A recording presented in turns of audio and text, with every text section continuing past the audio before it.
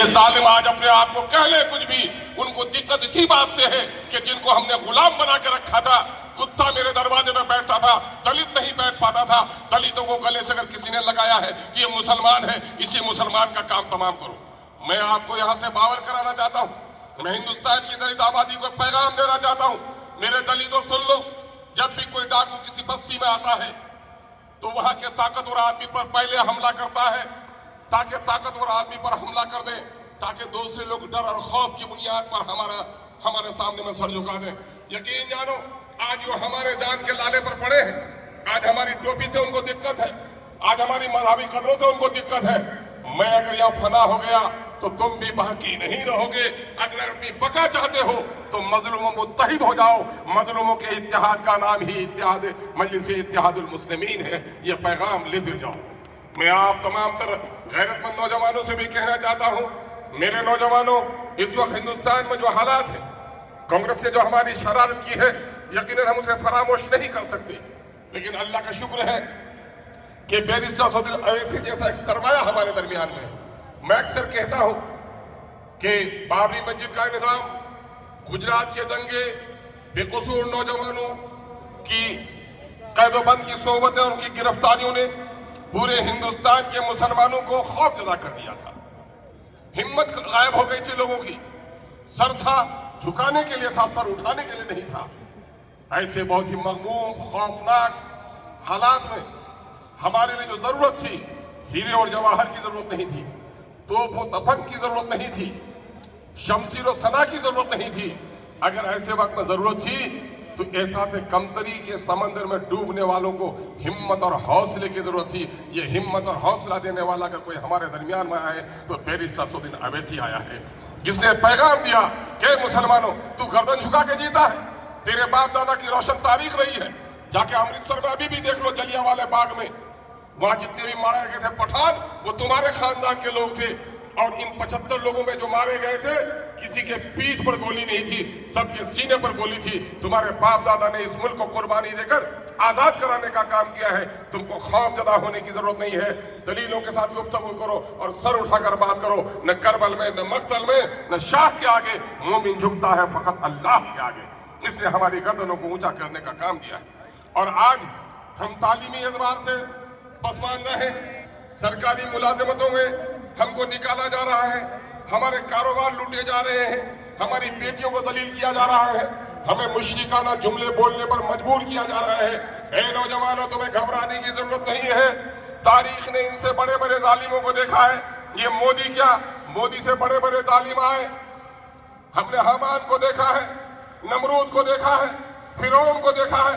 یقین جانو فرعون غرق ہو جائے گا اور موسیٰ دریا پار کر جائے گا، خوف زدہ ہونے کی ضرورت نہیں ہے، لیکن ضرورت اس بات کی ہے کہ اپنے اصولوں پر کاربند ہونا پڑے گا، اپنے اختلافات ختم کرنے پڑیں گے، صرف مسجدوں کی جماعت کھڑی نہیں کرنی پڑے گی، اپنی سیاسی جماعت کھڑی کرنی پڑے گی۔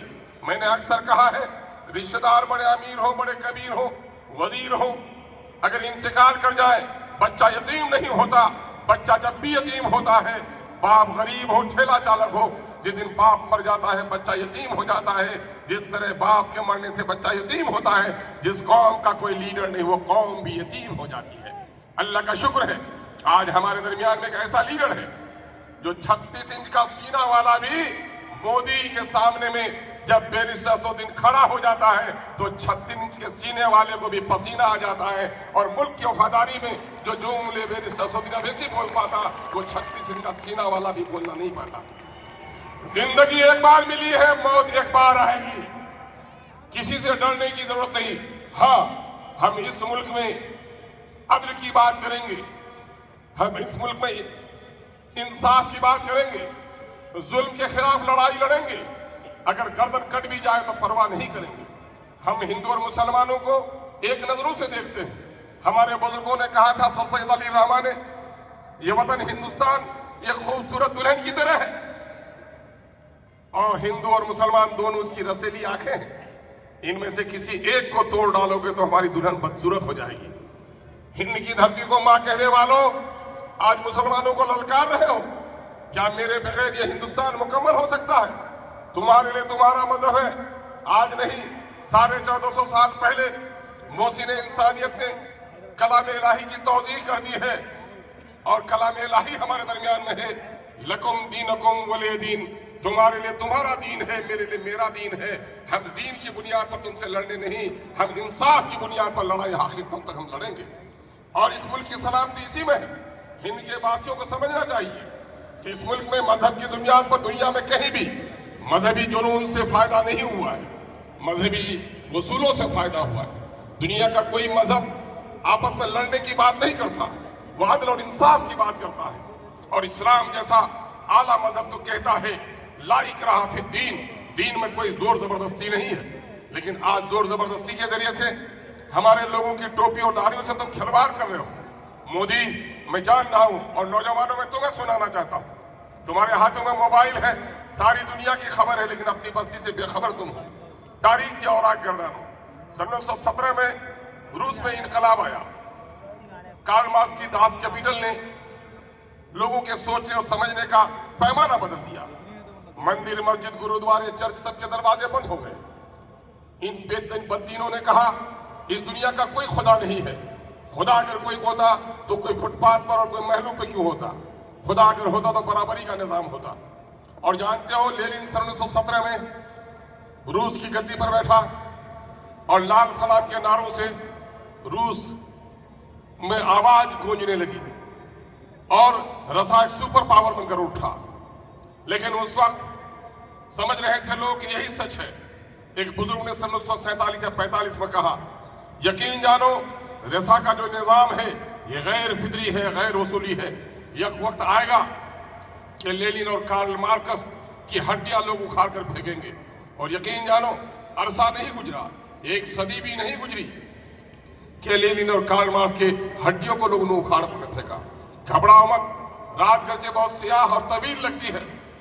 ये मोदी जिसने आज मजहबी जुनून पर हिंदू और मुसलमानों को टकरा कर रखा है, घबराओ मत, एक वक्त आएगा कि जो लोग आज इनको पूजने लगे हैं कल इनकी कब्रों को उखाड़ कर फेंकने वाले भी बन जाएंगे। हिंदू और मुसलमानों, आज रुपए की कीमत घटकर कहां चली गई है? यही मोदी कहते थे कि रुपए की कीमत गिरती है तो वतन का वकार गिरता है, और इसने वकार को पाताल में पहुंचा दिया है। और आज इतना झुककर इन्होंने गोड़ी चमड़ी वाले के मेरे सदर के मुताबिक गोड़ी चमड़ी वाले के सामने में सर झुकाकर जितना मुआहदा किया है, ये देश के किसानों को कंगाल बना देगा। आओ मुत्तहिद हो जाओ। हम यकीनन है कि बादशाह नहीं लेकिन बादशाह कर तो जरूर है। कुदरत ने हमें यह कुव्वत दी है और मैं बड़ा शुक्रगुजार हूं जिस बिहार के बारे में बड़े फिक्रमंद थे आप कि बिहार में क्या होगा। 4 तोड़ लिए गए, एक अकेला बचा है। ये टिमटिमाता चिराग भी बुझ जाएगा शायद। लेकिन मेरे होशमंदों, जिन्होंने भी मीडिया से इनका ताल्लुक है, अकेला भी था तो घबराया नहीं।